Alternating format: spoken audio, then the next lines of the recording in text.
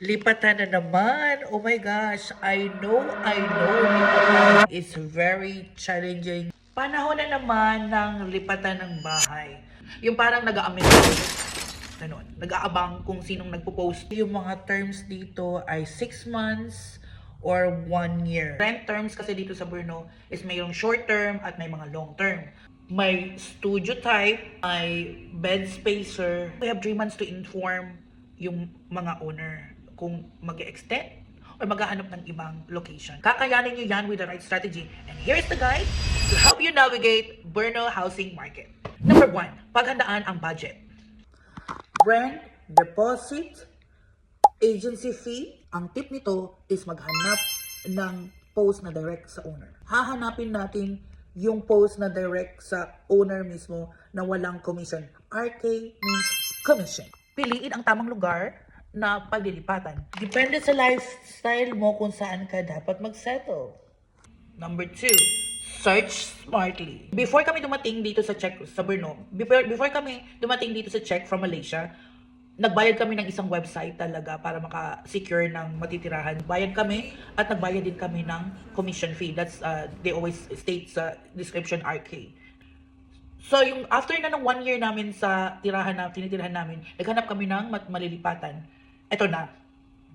Kahanap kami sa Facebook groups, which I'm going to provide all the details sa description para may guide kayo kung saan mga makahanap ng malilipatan. It's really a challenge for us Filipino here in Brno to look for accommodation. Kasi depende kung season, depende sa season kasi may mga time as Brno is may mga 10 universities dito or more, maraming mga estudyante dito, so yung mga kompetensya namin is students. As myself, I'm with my family here, mahirap talagang maghanap ng malilipatan paglilipat ka with family. This is only based on my experience. Umalis kami sa tinitirahan namin before, nilinis namin ang buong bahay, and yet may mga hidden charges. Don't expect na makuha nyo full yung refundable deposit niyo dahil they will always look for issues na para ma-charge ka, which is hindi ko alam kung anong laban natin as Filipino here in Brno, if we can able to fight for our right. I don't know.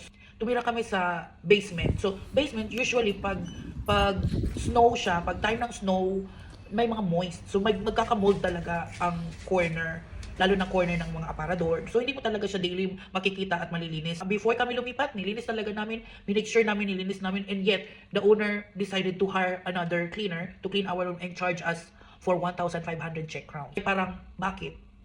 Yung nire-rent namin is only one room lang, isang room, na doon na kami kakain sa isang room, tapos meron lang kaming common kitchen. Yun lang. Gusto kong mag-set the right expectation kung about mga refundable deposit. Hindi ko alam talaga. Only based on my experience, less than ang kalahati ng refundable deposit namin, yun lang ang nakukuha namin. So, hindi ka na makadispute kasi nasa na nila agad sa bangko mo. Sending a message to the direct owner, i-ready nyo na yung introduction nyo. You have to introduce yourself para klaro, para to gain a trust for the owner. Of course, pipili talaga sila kung sino ang makakuha ng spot ng pinaparent nila. Kasi maraming nag-view, lalo na pag maganda ang location at maganda ang lugar. Be flexible if you're going to view the location kasi hindi sila mag-a-adjust sa inyo. Kung interested talaga kayo for viewing. Important reminders po. Wag, kahit gaan na tayo ka-desperado maghanap ng bahay, I've been there. Please, wag magbayad before viewing. Walang viewing fee dito sa Brno. That is a scam. Wag magbayad kung walang kontratang, kung hindi na yung signature day, wag magbayad. Read the contract, understand the terms and conditions. Read the contract carefully, clarify the facilities and internet. Sign the contract, you have 30 days to register your new address sa MOI. Sa mga bago, welcome to Brno and good luck hunting. Nakahanap kayo ng right apartment, paki-comment naman if my information helped you. Thank you, and please follow me for more tips to discover happenings here in Brno.